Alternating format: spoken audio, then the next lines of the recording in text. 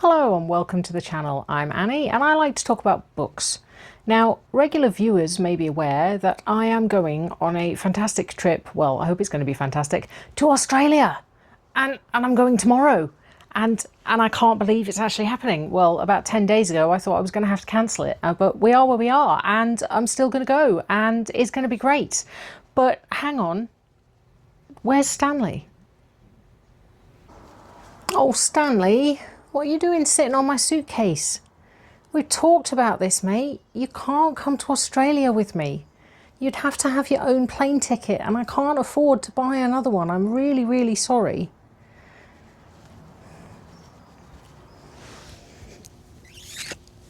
It's very sweet that you want to come with me and I wish I could take you, but Hans is going to come with me and he'll look after me, I promise.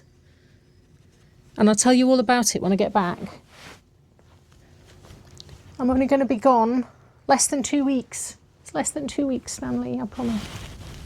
I'll be back soon, okay? Look after Dave while I'm away.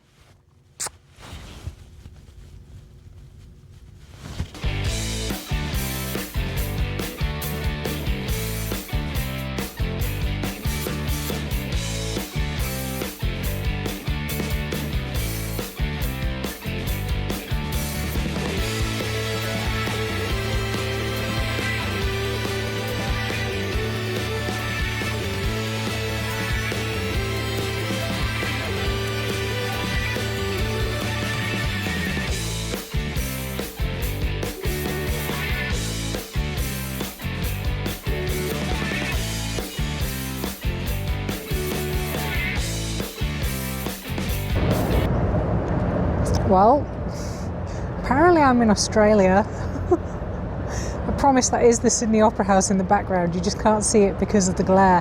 But yeah, I made it. The journey was very, very, very long. Very long. Longer than anticipated, but not as bad as it looked like it was going to be. But I'm here, I made it, and I haven't actually done a huge amount of reading.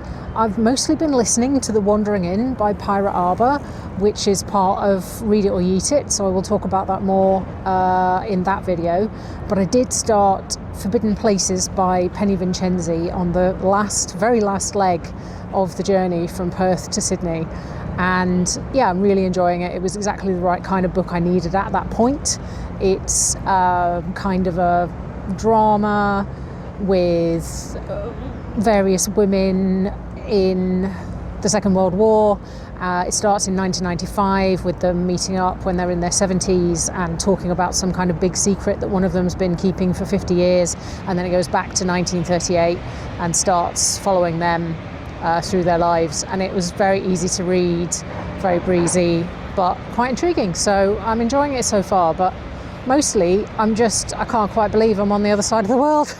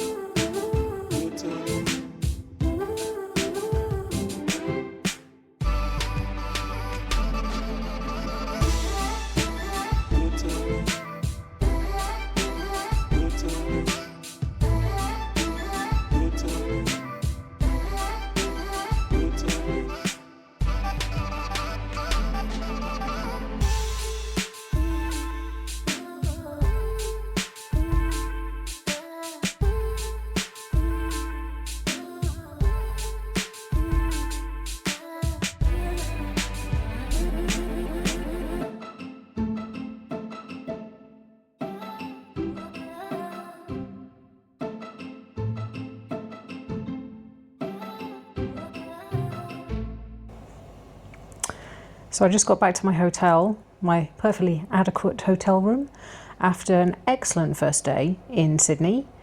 Hans and I have walked all the way round the harbour path from the Opera House, which was amazing, to Barangaroo, I think the area was called, if I remember correctly. Cockle Bay, I think, is where we actually ended up for some really fantastic octopus watching sunset over the bay, so that was lovely. And I have done a lot of reading because I've basically been listening to The Wandering Inn all day while I was walking around, and it's a great book for walking around because it doesn't take an awful lot of brain power, but it's very entertaining. But I'm going to talk about that more in Read It or Yeet It. I also read some of Clayhanger by Arnold Bennett over dinner, and that is also a Read It or Yeet It book. So I'm not sure if I'm going to get much Australia vlog reading done. So this may be quite light on the reviews. But I went to the cinema. I know that may sound ridiculous because I'm on holiday on the other side of the world. But, you know, I thought I might as well. So I went to see Disclosure Day because Dave wasn't interested and he would have hated it. It was ridiculous, hilarious, glorious nonsense. I mean, Steven Spielberg knows how to tell a story.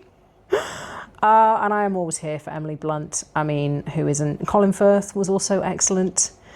It was a very good cast, actually. And yeah, it was very silly. The first 2/3, I was wildly entertained, but it was funnier than it was supposed to be. I mean, bits of it were supposed to be funny, and it was, but other bits probably weren't supposed to be funny, and they were. But then about the last third, it totally got me, and I was tearing up. I was going, you know, it was nonsense, but it was glorious nonsense, and yeah, very, very well constructed. And Dave would have absolutely hated it, especially the very end. But the very end, I mean, hats off to Mr. Spielberg, really. I thought it was great. So I'm very glad I went. And yeah, so far so good.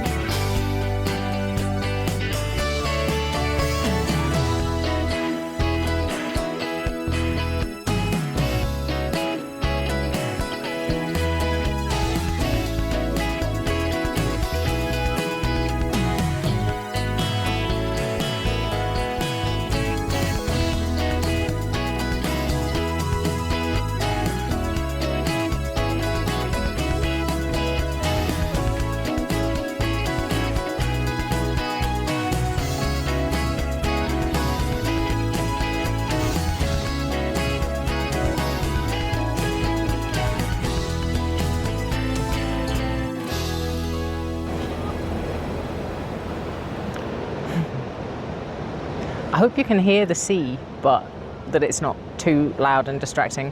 I'm on the walk between Bondi Beach and Coogee, and it's incredible. It's not a very nice day today. It's very grey and cloudy, and it has been raining a bit, but not too much. I think I've been very lucky. It's still very much been well worth the trip, as has the entire holiday so far. I've only been here 3 days, but wow, really having an amazing time. I haven't really been doing any reading apart from hours and hours and hours of the wandering in my ears while I've been walking and sightseeing and all sorts of stuff. I saw a really fantastic contemporary dance performance called Engine at the Opera House, the Sydney Opera House, last night, and that was definitely a highlight. I sat next to a Danish brain surgeon who was also travelling on his own to a conference, so that was interesting and weird, but yeah, it was very, very impressive. It's amazing what the human body can do. They made it look easy, but I know it's not. So that was very, very cool. I also sat at a waterside restaurant for dinner last night. Best beetroot salad I have ever eaten, and really, really good gnocchi on the waterside just next to the Sydney Harbour Bridge, fending off seagulls, and a torrential rain squall that lasted about 5 minutes, and had everybody sort of scrambling, but you know, it was fine. Yeah, so I'm having a fantastic time. Just, it's not much of a reading vlog. I am hoping I'm probably going back to my hotel fairly early today because I've had a couple of long days, and I think this walk is going to do me in. So I'm hoping to read some more of Forbidden Places tonight, and then maybe actually have some reading to update you on. But, you know, I'm having a fantastic time, and that's the main thing. I ended up getting very wet in the latter stages of the walk. I didn't actually make it all the way to Coogee, unfortunately, but I really enjoyed what I did do. And on my way back to my hotel, I found this and couldn't resist. Mystery flavour. So I'm going to give it a try and see what happens.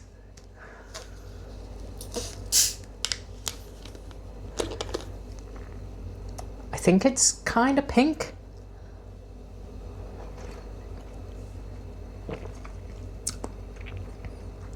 Ooh, it's definitely fruity.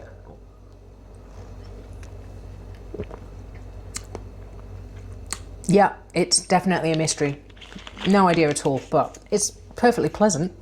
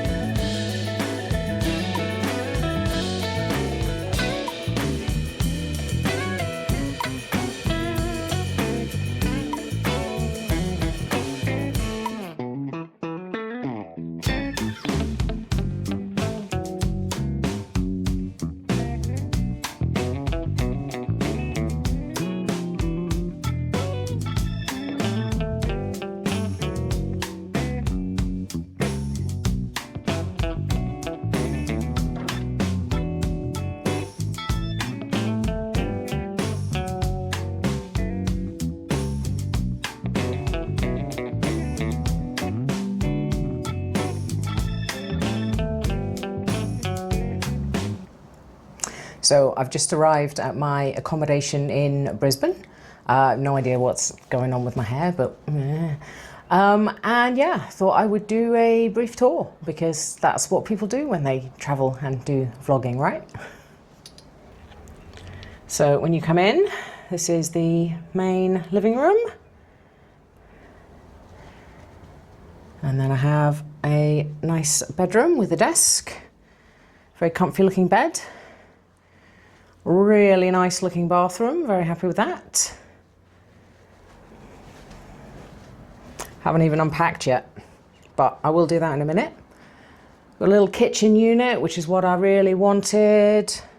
Haven't checked to see if there's a teapot. There's plenty of tea, which is great. And a little coffee machine, so very happy with that. Microwave, because I'm not planning on doing any cooking. Is there a teapot? There's mugs. Glasses. Toaster and kettle. Uh-oh. It's not likely to be a teapot under the sink, is there? Nope. Oh, sadness. Little bit of sadness. No teapot. Oh well. But I might have to do something about that. Might have to go and buy a teapot. I've done it before. Big TV. And oh, the balcony. Oh, I'm so happy. This is why I wanted this place. It's quite a nice little view. I've got a view of the park, a bit of skyline. There's actually a swimming pool, but I'm definitely not planning on going swimming. These guys are very cute. Very nice. I mean, I know it's winter here, and balconies may not be that exciting to most people, but I'm British, so this weather is perfect. And I'm very happy to have a balcony to sit on and read. So there you go. I've tested out the sofa. Definitely need a cushion to support the back because it's quite deep. Oh, so there you go. That's where I'm going to be for the next 6 nights. I've got 6 nights in Brisbane. I can't believe it. What else do I need to talk about? Journey was fine. I was very early. Checked out of my hotel, got driven to the airport, hung around for a few hours. Flight was fine. Got the train quite successfully, although my suitcase handle has broken. So it will only extend halfway, which makes pulling it along the street very painful after a little while, very awkward, and it keeps hitting me in the back of the heels and tripping me up. So that's less than ideal, but it was only a 10-minute walk from the station to the flat. So, you know, at the end of the day, I could have got a taxi, but I thought, you know, there's a train, let's get the train. So I got the train. Anyway, oh my God, waffle-tastic. Stanley's not here to keep me on track, so waffle-tastic is going to happen. I read about 150 pages of Forbidden Places by Penny Vincenzi on the journey, sitting at the airport, on the plane, on the train. Really enjoying it. Some of the writing is a little bit repetitive. There's like a few phrases that, it's not that the phrases come up a lot, each and every one, but there seems to be like a phrase will happen and then it will happen again a few paragraphs later and then never be used again. Or a word that was determinedly came up 3 times on one page. It's a bit weird. And the events are a little bit repetitive as well in some ways. And, you know, the foreshadowing is very clumsy. So I can see some things that the author maybe thinks she's hiding, which she's really not. Oh, the birds here. Australia, your birds are loud. Anyway, and very, very brazen. I've probably said that before. I have been attacked by my dinner has been attacked by seagulls. My lunch has been attacked by other birds. Yeah, and the birds are very, very loud. Forbidden Places. But I like all 3 of the female protagonists. Grace is the main protagonist. She's 19 at the start of the book. Well, at the start of the book, she's in her mid-70s. They're all in their mid-70s, and then it goes back to 1938 when she's 19 and she meets a guy and she gets married and then the war starts. And the other two women that we met right at the beginning, one of them is her sister-in-law, who she doesn't really like very much at the start of the war. And the other one is her sister-in-law's best friend, who was previously engaged to Grace's husband. So I'm not quite sure how their apparently lifelong, incredibly close friendship is going to develop. But I'm really enjoying it. It's perfect. Like The Wandering Inn is perfect for long journeys, wandering about. Well, not wandering about reading a paperback, but sitting in airports and on trains and stuff, reading the paperback. What is this painting? Oh, it's quite cute. Very distractible. I didn't get a huge amount of sleep last night. Anyway, so yes, Forbidden Places, really enjoying it. Still got a long way to go. Quite interested to find out what happens. I think it goes through to about 1948. So it covers about 10 years across the war and just afterwards. Yeah, I'm quite keen to find out how it's all going to come together. There's other viewpoint characters that aren't really connected at the moment. Yeah, having a good time. I am going to unpack, take some pictures of Hans the dog with the owls on the balcony. Maybe send the tour video to Dave to let him know where I am for the next week. And then I'm going to have a bit of a rest because I feel knackered. And then I'll probably go out to the supermarket that my friend from Brisbane has recommended to me and buy some supplies and some dinner and possibly some laundry stuff. I did think there was laundry facilities in the building somewhere because I definitely need to do some laundry. So I'm going to have to find out about that. Anyway, so that's my plan. Quiet night in, I think. Probably not going out for dinner. Tomorrow I will see what the world brings. Brisbane. For a whole week, almost. Excited.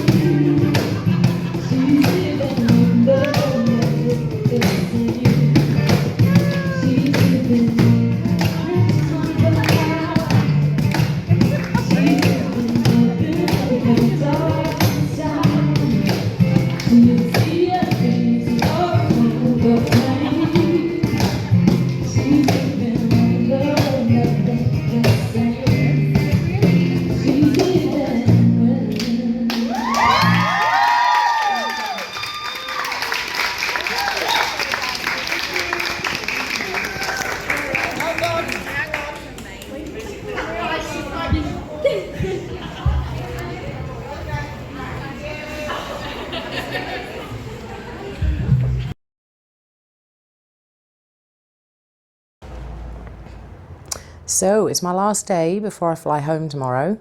And yeah, it's a lovely sunny day in Brisbane. And I am looking forward to relaxing and reading my book, which may not sound like the most sensible or exciting thing to do on the last day of my trip, but it's what I want to do. We had the book launch, which was why I actually came. I edited the book, She's Giving Wealth by Caitlin Barth, and she was the one who invited me to come to Australia in the first place. And I thought, why not fly all the way around the world for a party? And it was amazing. It was so worth coming, and I have really enjoyed my time here. But I haven't actually done that much reading as it goes. So I don't want to take this in my hand luggage and have to carry it around with me when I haven't actually got that much left to read. So I am going to sit on the balcony, I hope, for a bit and finish this book. I am really enjoying it. It's exactly what I want to be picking up in the times during the trip when I have had time to read a physical book. It's very involving. I like all three of the main female protagonists. I mean, they're all flawed, but that's a good thing. It's about women finding out that they want and can do more during the Second World War. It is fairly focused on their romances, but that's, you know, I suppose what you'd expect from this kind of book. But they're also finding their place in the world, some independence, some usefulness and purpose in the war effort. There's been some quite agonizing bits where I've seen inevitable things coming, and neither I nor the characters have been able to do anything about it, which has been a bit frustrating. I'm a little bit concerned though, because everything seems to have resolved itself in the chapter that I finished before I went to sleep last night, and I've still got 250 pages to go, and I think it's 1943 now. And the book goes up to 1948. So I don't know what's going to happen, but I guess we'll find out.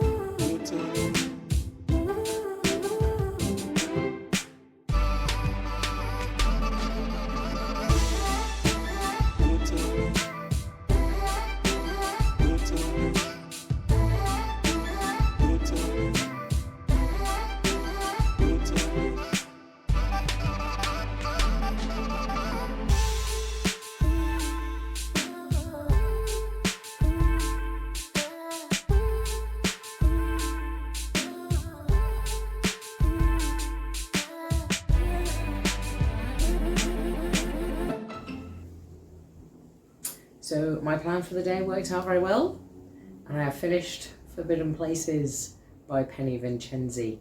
Yeah, I largely really enjoyed this. There were quite a few twists and turns and exciting moments in the last couple of hundred pages. One of the main twists I definitely saw coming, and I kind of had an idea of where it was ending up, but there were two particular points where it suddenly got really tense, and instead of the normal flow of the prose, you would get a couple of paragraphs saying what one character was doing and a couple of paragraphs saying what another character was doing for like 5 or 6 different characters in exactly the same moment, building up to a big reveal. And that was really effective, so I enjoyed that. The change of pace was very clever. There were one of the main plot threads with one of the women kind of fizzled out. It didn't really progress after the point where I was at this morning. So, I mean, that was fine, but it was a little bit odd because then there were only like 2 stories to really carry on with. And then the other 2 women made what I would deem really stupid decisions. I mean, I understand why they did it, but it was really stupid. and they kind of committed to a particular choice that they didn't want to commit to for reasons of honour and guilt and stuff.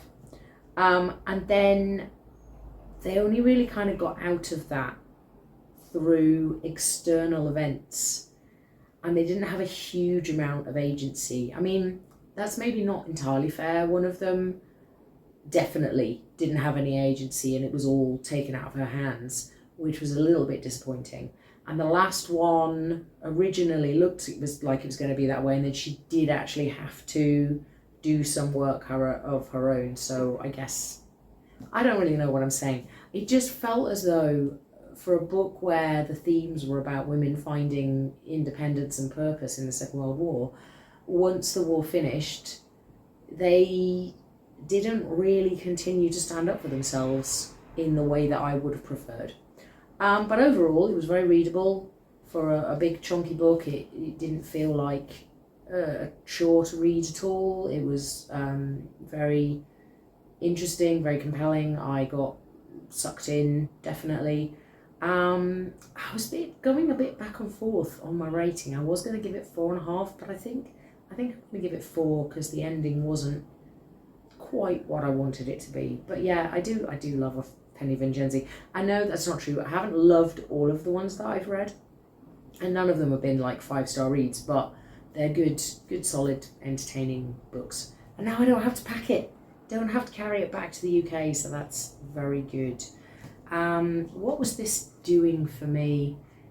It came up in the Stargate game. Yes, I failed my Stargate TBR game mission, and the random number generator picked it off the shelf. So thank you for that, TBR game. It's one of the cover styles, kind of impressionistic cover style for Hercule 3.0. And author backlist, that's right, because I do always pick up Penny Vincenzi books if I see them in charity shops and I haven't read them before. So that's those. I'm actually going to use it for the buzzword cover prompt for July, because it is July now. This was my June TBR. This is the very first time I've ever failed to complete a TBR, but I'm definitely failing June's TBR. So I have finished this. It's the 2nd of July. So I'm going to count it for the buzzword cover because it's metallic, and it has to be specifically metallic, not just yellow, and that is definitely gold. So I'm going to count that because I'm not sure the book I picked for that is really eligible or that I'm necessarily going to like it. So I'm going to take my prompt fulfillments where I can. I think that was it for Forbidden Places. Good, solid, entertaining read. Checking off a lot of challenge boxes. I'm just waffling now. I don't actually know what I'm going to start next. I'm still in the middle of 2 Read It or Yeet It books, so I'm probably going to try and finish those on the journey home, which may mean this might actually be the end of the vlog. I might film a little bit at the airport maybe, and maybe a little signing off with Stanley when I get home. But otherwise, I've had a fantastic time in Australia. I hope you've enjoyed seeing bits of what I've been doing while I'm here. And I'm glad I have finished this book and don't have to pack it.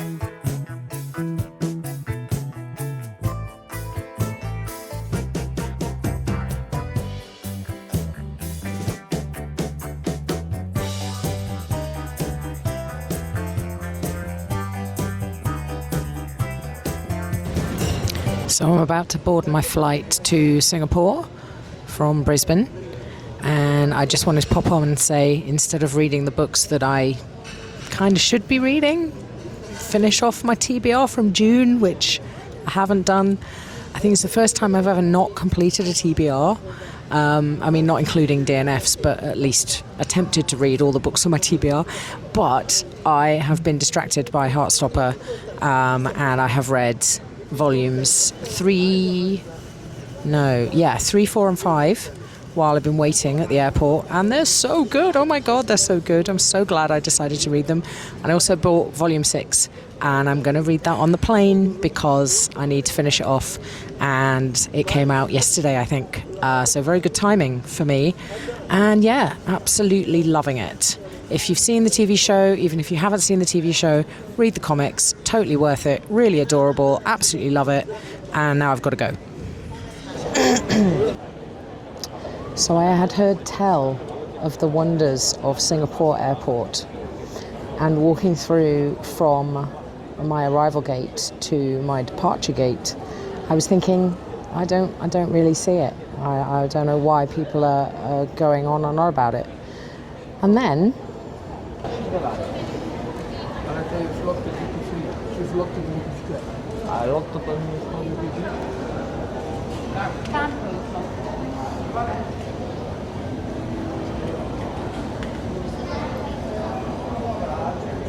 there's fish.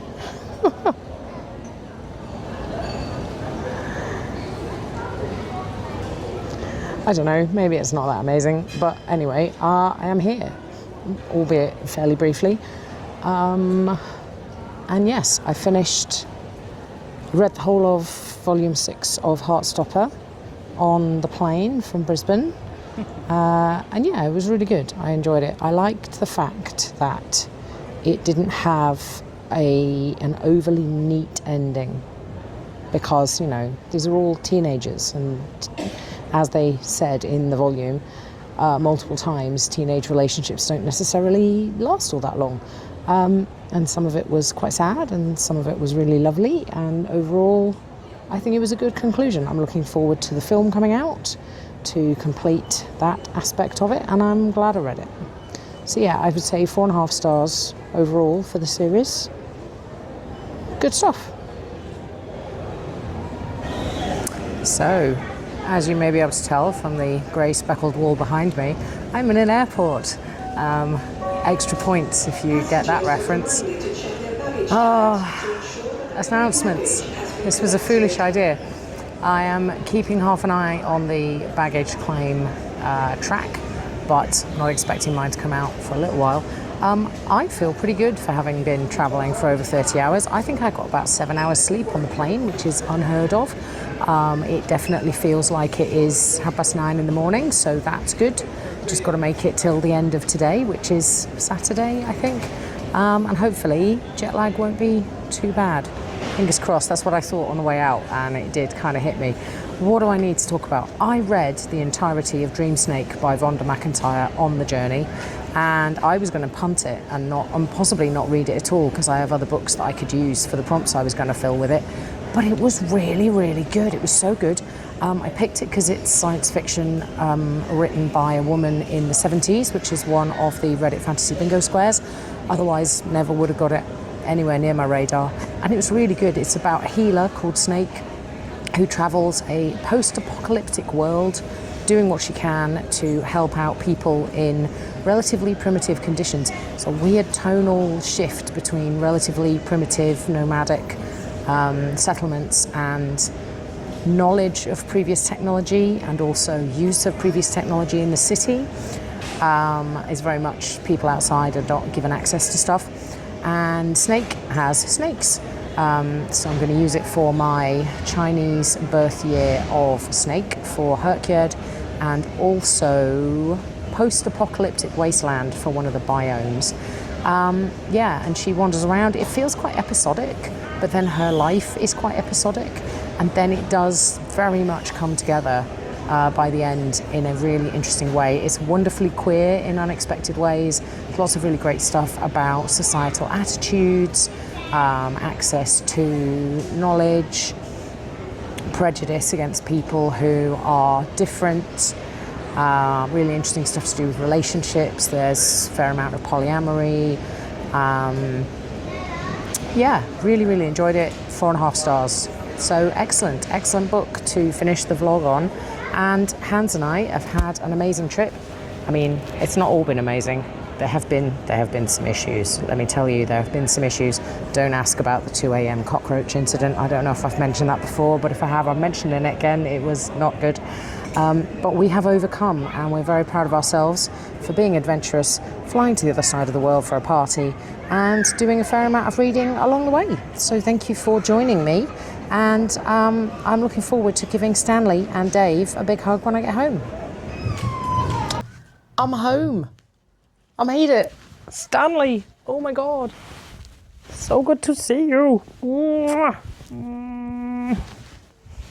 Oh, Stanley, I'm going to stay like this.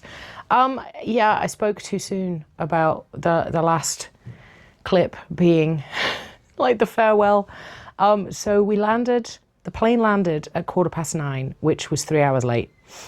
And then I got my bag, went through customs, passport control, no problem, out into the world. And normally from Heathrow, I would get the tube, just jump on the Piccadilly line all the way up to the end of the Piccadilly line and then a 5-minute bus ride and I'm home. But no, the universe had other ideas for me.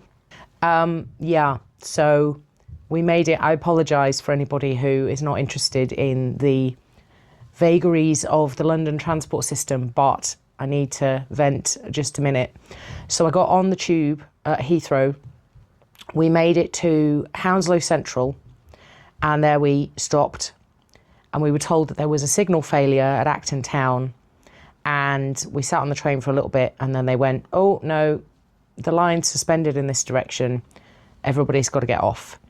And we were told, quite sensibly actually, just to get on the Piccadilly line in the other direction and go back to Heathrow and then get on the Elizabeth line, which probably should have been my route home because it's quicker. I just would have had to change and more stairs with the luggage and stuff anyway. So I was just going to sit on the Piccadilly line for an hour and a half. So I got back on the train, and now, of course, I was with a whole load of people who'd been trying to leave Heathrow and also a whole load of people who were trying to get to Heathrow, presumably to actually go places on planes. And we made it to Hatton Cross, which is the last stop before the Heathrow terminals. And we stopped. And it was like, oh, now we're having problems because of the signal failure at Acton Town in this direction as well. And we sat there for a bit. And the driver kept saying, oh, it's just going to be a couple of minutes. It'll be fine. And then we started getting station announcements saying that the whole Piccadilly line had been suspended in both directions. And the driver kept telling me, no, it's fine. I'm talking to the people and we're going to be carrying on in a couple of minutes. And we all just sat there, started having chats with people on the tube. And if you've ever been on the tube in London, you don't talk to people on the tube, but we were all sitting there. People are trying to get away from Heathrow. People are trying to get to Heathrow. No, none of us know what to do. I was on the Wi-Fi, so I was kind of looking, and Google Maps was saying that the Piccadilly line was fine, and then Google Maps was saying that the Piccadilly line was completely suspended, and the phone is telling me that I've been talking too long because it's gradually... I need a new tripod, people. I need a new tripod. You don't need to see my legs. I'm very sorry. What is happening? Come on. My blue tack is not working. Oh, no. Oh. Okay. We'll see how that goes. Can't really see Hans anymore, but come on. He needs to be in the shot. Anyway, so faffed around for absolutely ages, ended up getting the bus. 3 hours after the plane landed, I was back at Heathrow again. Had to walk absolutely ages with my bag, broken suitcase handle, possibly broken toe. Really tired. Actually, no. I would say I was actually feeling pretty good after all the sleep on the plane. Eventually made it, well, I didn't make it home because I had a doctor's appointment and that I needed to get to. So the universe said, oh, I'm just going to make it so that you only get home 20 minutes before you've got to leave again to go to your doctor's appointment. I was like, well, no, sod that. I'm going to get off the train 2 stops early around the corner from where I had my doctor's appointment and treat myself and all my luggage to a nice lunch. And Dave, bless him, came and met me off the train 2 stops south of where we actually live, and had lunch with me, which was really lovely. And then he took all my stuff with him home, and then I went and had my doctor's appointment, which was fine. So the last thing I did before I left 2 weeks ago was a doctor's appointment, and the first thing I did when I came back was a doctor's appointment. It's all fine, I'm fine, but that was a weird way to bookend the trip. Anyway, I'm home. The flat is a mess. I'm a mess. Stanley's amazing. Hans is amazing. But yes, Dave has a rule. Whenever we go anywhere, we come back and we always unpack before we sit down. And I did about, maybe 70%. I took all the laundry out, and Dave did the laundry. He's been amazing. And then I took all the stuff out that needs to be sorted out, and I just put it in a pile in the spare room. So I've got a lot of tidying to do. I've got a lot of sorting out to do. My email inbox is a disaster area. The spare room is a tip. I need to have a shower. Apologies.